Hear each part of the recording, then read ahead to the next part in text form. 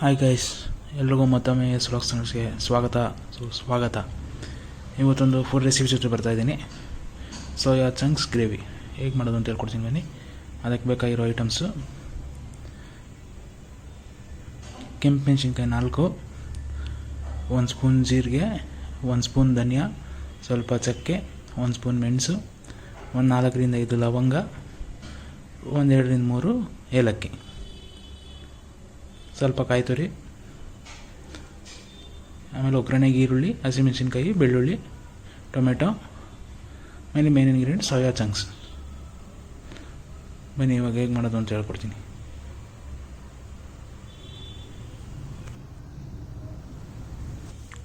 ಮೊದಲು ಸ್ಟವ್ ಅಂಟಿಸ್ಕೋಬೇಕು. ಅದರ ಮೇಲೆ ಒಂದು ಪಾತ್ರೆ ಹಾಕಿ ಅದ್ರಲ್ಲಿ ಸ್ವಲ್ಪ ನೀರು ಹಾಕಿ, ನೀರಿಗೆ ಸೋಯಾ ಚಂಕ್ಸ್ ಹಾಕ್ಕೊಳ್ಳಿ.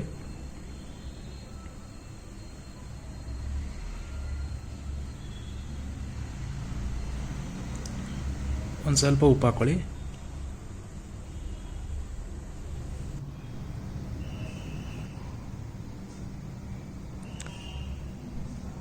ಸೋಯಾ ಚಂಕ್ಸ್ ಗ್ರೇವಿ ಮಾಡೋಕ್ಕೆ ಮುಂಚೆ ಅದನ್ನು ಬೇಯಿಸ್ಕೋಬೇಕು.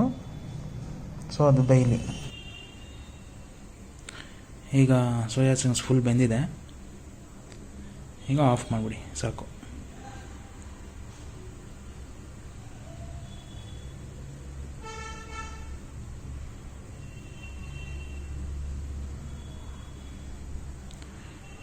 ಬೇಯಿಸ್ಕೊಂಡಿರೋ ಸೋಯಾ ಚಂಕ್ಸ್ನ ತಣ್ಣೀರಲ್ಲಿ ತೊಳ್ಕೊಂಡು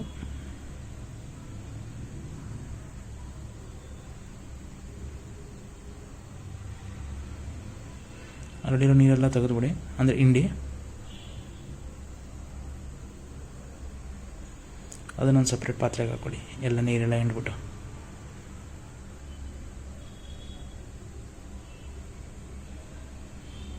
ಈಗ ಸೋಯಾ ಚಂಕ್ಸ್ ರೆಡಿ ಇದೆ, ಬೇಯಿಸ್ಕೊಂಡಿದ್ದೀವಿ. ನೀರೆಲ್ಲ ಹಿಂಡಿ ಸಪ್ರೇಟಾಗಿ ಇಟ್ಕೊಂಡಿದ್ದೀನಿ.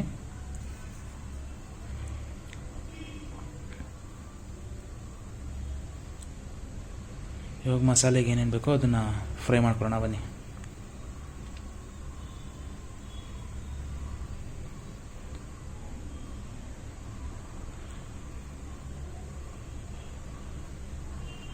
ಒಂದು ಬಾಣಲಿ ನಾವು ಅವಾಗಲೇ ಎಲ್ಲ ತೊಗೊಂಡಿದ್ವಲ್ಲ ಮಸಾಲೆ ಐಟಮ್ಸು, ಅದೆಲ್ಲ ಹಾಕ್ಕೊಳ್ಳಿ. ಒಂಚೂರು ಫ್ರೈ ಮಾಡ್ಕೊಳ್ಳಿ. ಎಲ್ಲ ಎಣ್ಣೆ ಏನು ಹಾಕೋದು ಬೇಡ, ಹಂಗೆ ಫ್ರೈ ಮಾಡ್ಕೊಳ್ಳಿ.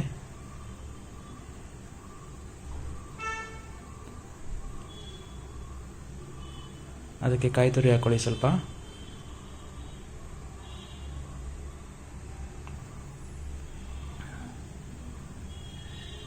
ಕಾಯಿ ತುರಿನೂ ಸ್ವಲ್ಪ ಫ್ರೈ ಆಗಲಿ.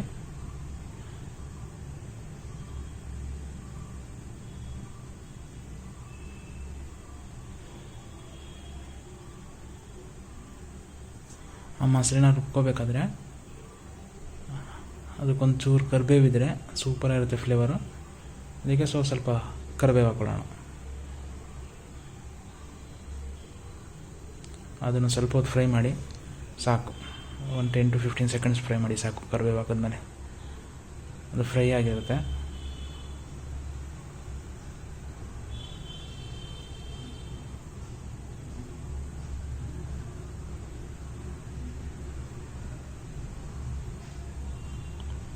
ಈಗೆಲ್ಲ ಫ್ರೈ ಆಗಿದೆ, ಆಫ್ ಮಾಡ್ಕೊಳ್ಳೋಣ.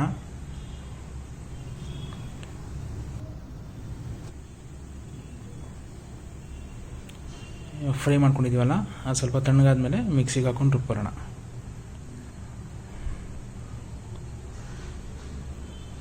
ನೀರೇನು ಹಾಕೊಳ್ಳೋದು ಬೇಡ, ಅದು ಡ್ರೈ ಆಗೇ ಮಿಕ್ಸಿ ಮಾಡ್ಕೊಳ್ಳೋಣ. ಪುಡಿ ಥರ ಇರಬೇಕದು. ಇವಾಗ ರೆಡಿ ಆಗಿದೆ. ನೆಕ್ಸ್ಟು ಮೇನ್ ಪ್ರೊಸೀಜರ್: ಒಂದು ಬಾಣಲಿ ಇಟ್ಟು ಸ್ವಲ್ಪ ಎಣ್ಣೆ ಹಾಕ್ಕೊಳ್ಳಿ. ಒಂದು 5 to 6 ಸ್ಪೂನ್ಸು.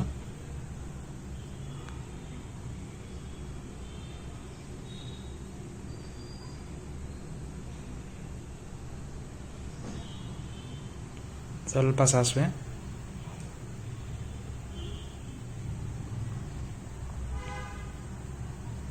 ಚಟಪಟ ಚಟಪಟ ಅಂತ ಸಿಡಿಬೇಕು ಸಾಸಿವೆ, ಅಲ್ಲಿವರೆಗೂ ವೆಯ್ಟ್ ಮಾಡಿ.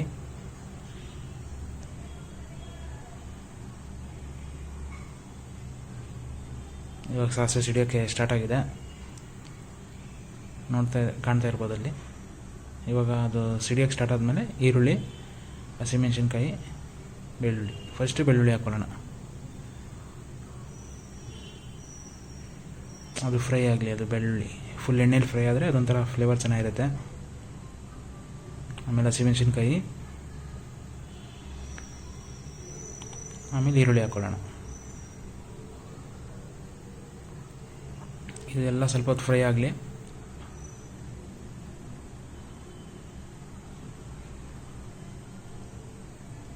ಚೆನ್ನಾಗಿ ಫ್ರೈ ಮಾಡಿಕೊಂಡ್ರೆ ಅದು ಸೂಪರಾಗಿರುತ್ತೆ ಸ್ಟಾರ್ಟಿಂಗಲ್ಲೇ.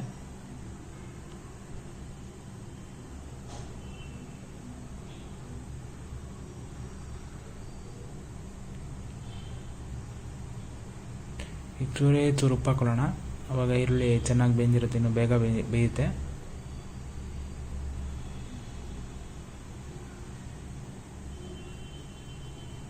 ಚೂರು ಆಮೇಲೆ ಟೇಸ್ಟ್ ನೋಡ್ಕೊಂಡು ಆಮೇಲೆ ಹಾಕ್ಕೊಳ್ಳೋಣ ಎಷ್ಟು ಬೇಕೋ.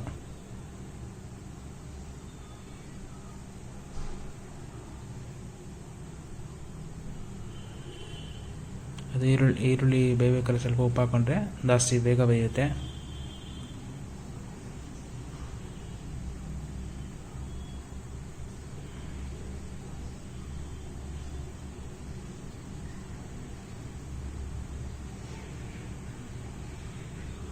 ಈಗ ಈರುಳ್ಳಿ ಬೆಂದಿದೆ.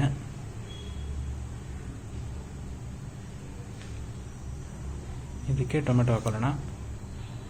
ನಾನು ಒಂದು ಟೊಮೆಟೊ ತೊಗೊಂಡಿದ್ದೀನಿ, ಸಾಕಷ್ಟೇ.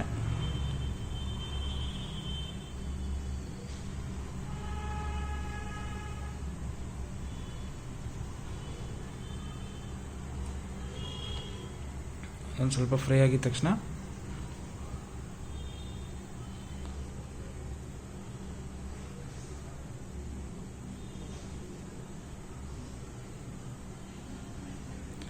ಈಗ ಈರುಳ್ಳಿ ಎಲ್ಲ ಫ್ರೈ ಆಗಿದೆ, ಈರುಳ್ಳಿ ಮತ್ತು ಟೊಮೆಟೊ ಎಲ್ಲ.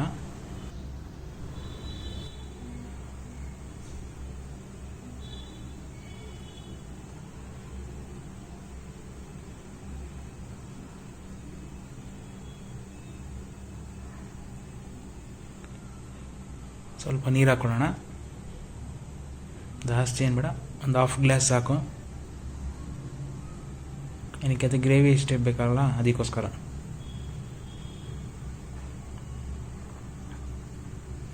ಈಗ ಬೇಯಿಸ್ಕೊಂಡಿರೋ ಸೋಯಾ ಚಂಕ್ಸ್ ಹಾಕ್ಕೊಳ್ಳೋಣ.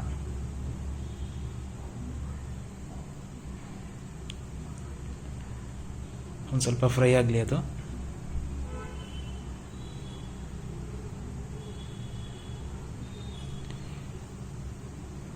ಈಗ ಒಂದು ಅರ್ಧ ಸ್ಪೂನು ಖಾರದ ಪುಡಿ ಹಾಕೊಳ್ಳೋಣ, ಸಾಕು. ಯಾಕಂದರೆ ರುಬ್ಬಕ್ಕೆ ಎಲ್ಲ ಖಾರ ಹಾಕಿರ್ತೀವಲ್ಲ, ಮೆಣಸು, ಜೀರಿಗೆ, ಮೆಣಸಿನ್ಕಾಯಿ, ಹಸಿಮೆಣಸಿನ್ಕಾಯಿ ಎಲ್ಲ ಹಾಕಿರ್ತೀವಲ್ಲ, ಸ್ವಲ್ಪ ಅರ್ಧ ಸ್ಪೂನ್ ಸಾಕು ಖಾರದ ಪುಡಿ. ಸ್ವಲ್ಪ ಫ್ರೈ ಆಗಲಿ.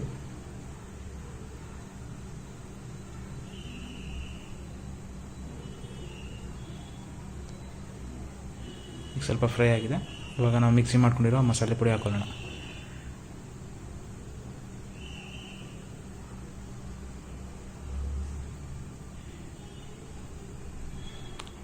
ಆ ಮಸಾಲೆ ಎಲ್ಲ ಚೆನ್ನಾಗಿ ಮಿಕ್ಸ್ ಮಾಡಬೇಕು. ಸೊ ನೋಡಿ, ಫ್ರೈ ಮಾಡಬೇಕು. ನೋಡಿ, ನೀರು ಹಾಕಿದ್ದಕ್ಕೆ ಸ್ವಲ್ಪ ನೀರು ಹಾಕಿದ್ದಕ್ಕೆ ಆದರೂ ಇಷ್ಟು ಡ್ರೈ ಥರ ಕಾಣ್ತಾ ಇದೆ. ಸೊ ಚೆನ್ನಾಗಿರುತ್ತೆ. ಅದಕ್ಕೆ ಸ್ವಲ್ಪ ನೀರು ಹಾಕ್ಕೊಂಡ್ರೆ ಸ್ವಲ್ಪ ಗ್ರೇವಿ ಟೈಪು, ಡ್ರೈ ಎರಡೂ ಚೆನ್ನಾಗಿರುತ್ತೆ. ಮೀಡಿಯಮ್ ಆಗಿರುತ್ತೆ. ಆ ಕಡೆ ಫುಲ್ ಡ್ರೈಶ್ ಆಗೂ ಇರೋಲ್ಲ, ಫುಲ್ ಗ್ರೇವಿ ಆಗೂ ಇರೋಲ್ಲ. ಚಪಾತಿಗೆ, ರೊಟ್ಟಿಗೆ ಸೂಪರಾಗಿರುತ್ತೆ ತಿನ್ನೋಕ್ಕೆ.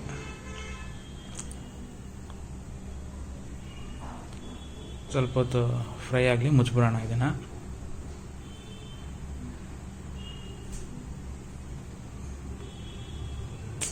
ನೋಡಿ ಎಷ್ಟು ಸಖತ್ತಾಗಿದೆ, ಆ ಘಮ ಸೂಪರಾಗಿ ಬರ್ತಾಯಿದೆ. ಇವಾಗ ಫುಲ್ಲು ಫ್ರೈ ಎಲ್ಲ ಆಗಿ ಚೆನ್ನಾಗಿ ಬೆಂದಿದೆ. ಮಸಾಲೆ ಎಲ್ಲ ಅದು ಚೆನ್ನಾಗಿ ಹೀರ್ಕೊಂಡಿದೆ ಸೋಯಾ ಚಂಕ್ಸು. ನೋಡಿ, ಸೂಪರಾಗಿ ಫುಲ್ ರೈಸ್ ಆಗಿ ಬಂದ್ಬಿಡ್ತು. ಇವಾಗ ಸ್ಟವ್ ಆಫ್ ಮಾಡೋಣ.